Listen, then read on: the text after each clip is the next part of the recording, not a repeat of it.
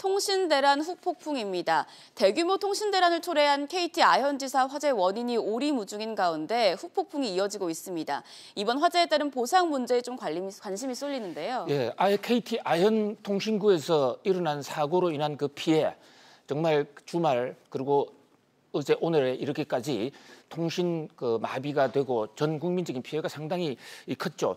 그런데 일단 그 선 연결의 문제는 화재로 불탄 선은 일단 복구를 해서 거의 95% 정도까지 복구가 되는 것 같습니다. 그러나 문제는 후폭풍이 만만치 않다는 것입니다. 우선 화재 원인을 제대로 모르기 때문에 또 다른 이 마비 상태가 올 수 있다는 그런 지금 공포감이 확산되고 있고요.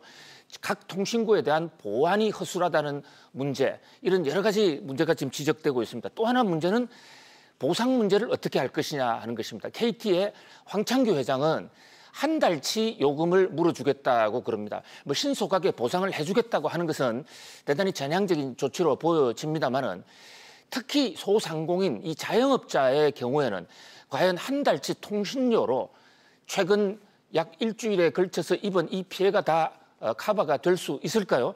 우선 지난 토요일, 일요일만 하더라도 당장의 카드 결제가 되지 않음으로써 해서 팔 수 있는 물건을 팔지 못한 매출 감소분이 상당치가 않습니다. 그 밖에도 연락 차단에 의한 어떤 비용의 증대, 이런 여러 가지 문제에 대해서 한 달치 통신료로 해결해 주겠다는 황창규 회장의 발상은 참으로 단발적인 것이 아닌가, 이런 지적이 나오고 있습니다. 어제 국회에서도 이 문제에 대한 질타가 이어졌는데요.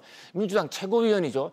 박강원 의원 같은 분은 연 매출 15조, 30조에 넘어가는 이 통신사들이 한 달치 통신료를 깎아줬다는 게 말이 되느냐.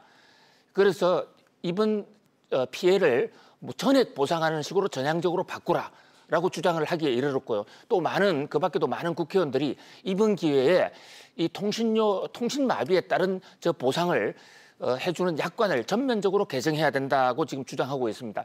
사실 약관은 편의상 만들어 놓은 하나의 지침에 불과한 것입니다. 약관대로 해야만 되는 것은 결코 아닙니다.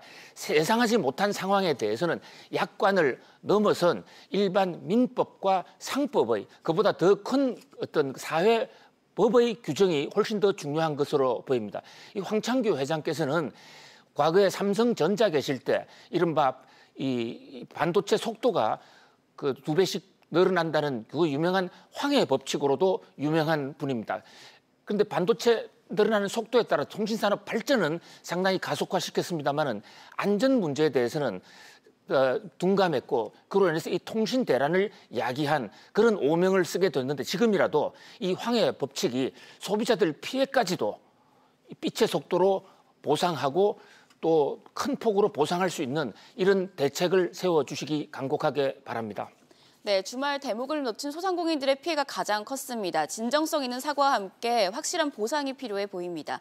계속해서 세 번째 키워드입니다.